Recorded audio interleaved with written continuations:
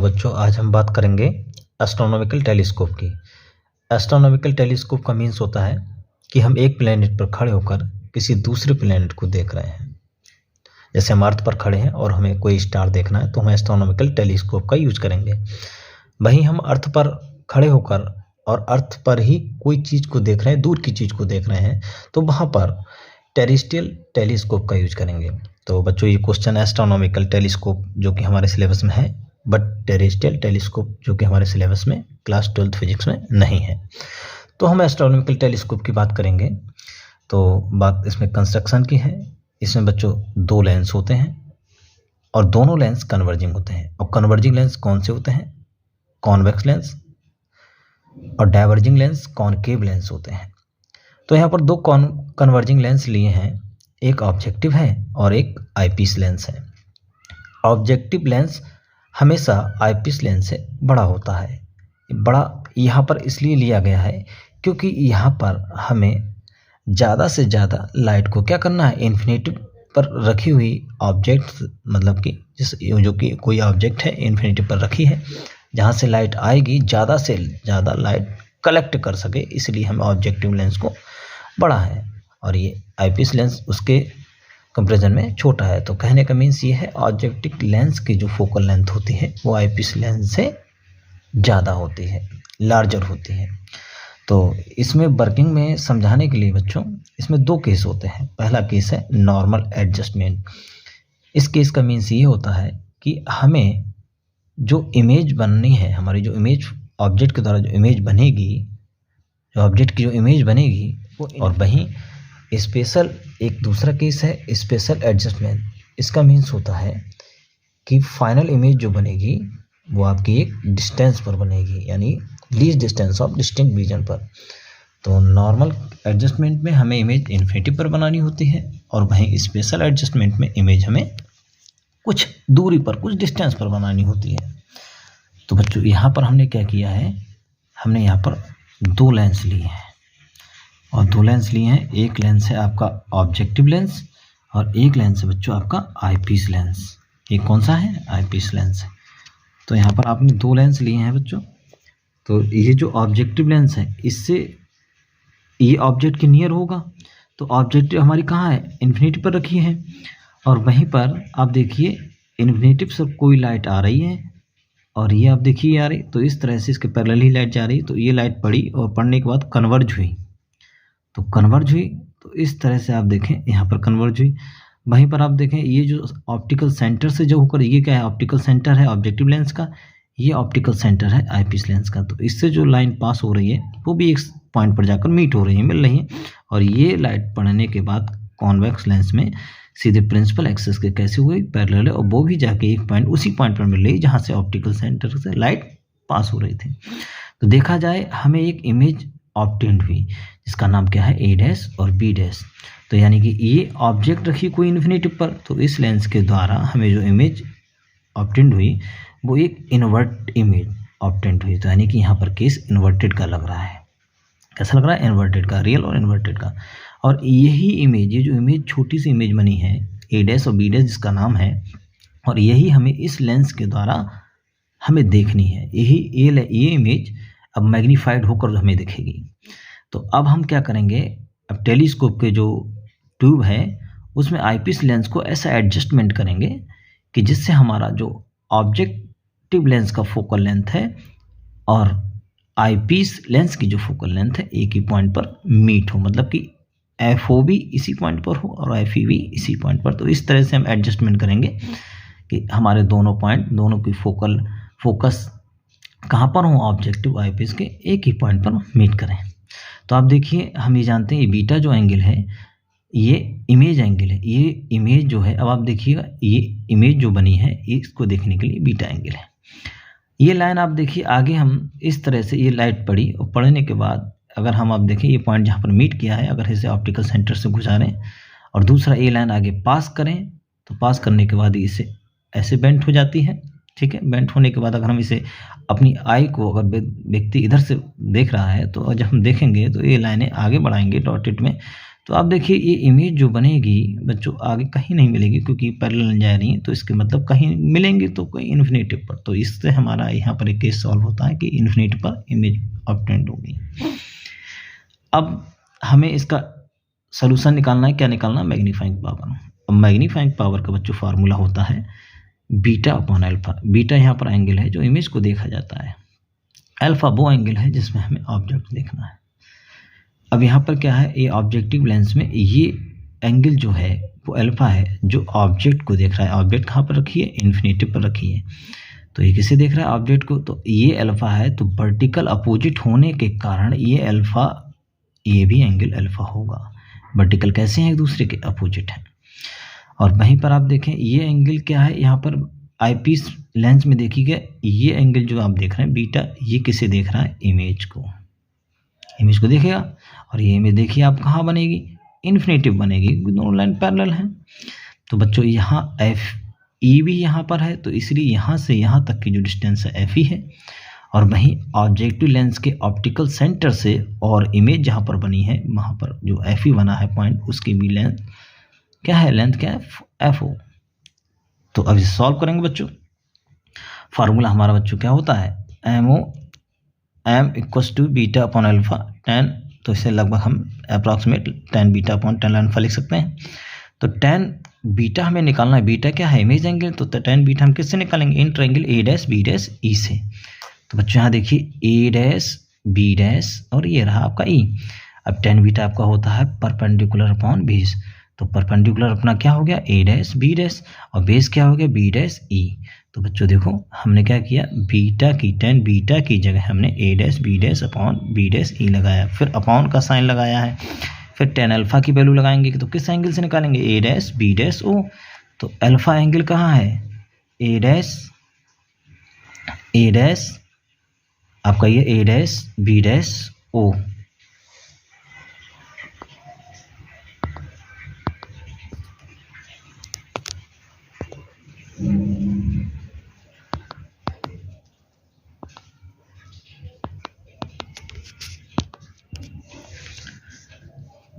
तो ये हमारा एंगल क्या है? A dash B dash O.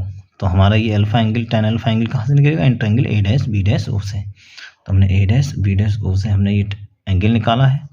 तो क्या हो जाएगा? परपेंडिकुलर अपॉन बेस लगाएंगे तो क्या हो जाएगा? ए डैश बी डैश परपेंडिकुलर और बेस आपका बी डैश ओ आपका क्या हो गया? बेस, हमने वो लगा दिया है।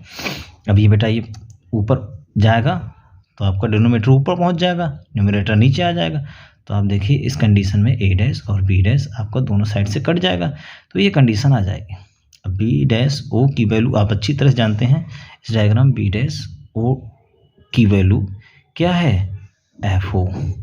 और वहीं पर आप देखें बी डैश और ई की वैल्यू क्या है? F E. तो एफ ई हमारा निगेटिव होगा, क्योंकि आप देखिए ये लेंस का आईपीस जो हम देख रहे हैं वो फोकल लेंथ कैसी होगी? वो ही इमेज को देख रहे हैं, तो इसलिए आप यहाँ पर क्या होगी? इमेज देखेंगे तो फोकल लेंथ क्या बनेगी? निगेटिव बनेगी यहाँ पर एफ ई। तो हमारा एफ ई क्या हो जाएगा? निगेटिव हो गया।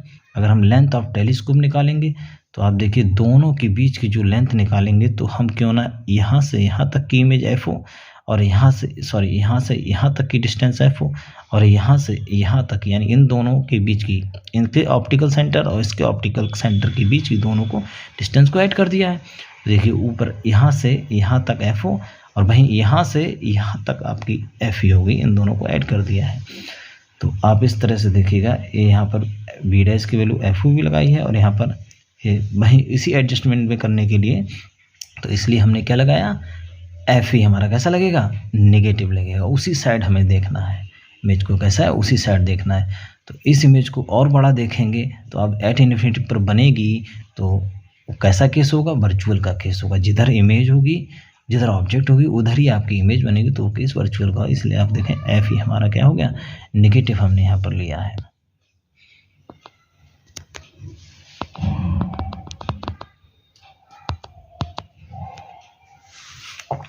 अब सेकंड बेटा दूसरा केस जो हमारा है बच्चों वो हमारा है स्पेशल एडजस्टमेंट का, जहाँ पर हमें क्या करना है? अब इमेज बनानी है लेकिन कुछ डिस्टेंस पर बनानी है। यहाँ पर भी सेम केस है, वही ऑब्जेक्टिव लेंस बड़ा है, आईपीस लेंस छोटा है और इन्फिनिटी पर ऑब्जेक्ट है।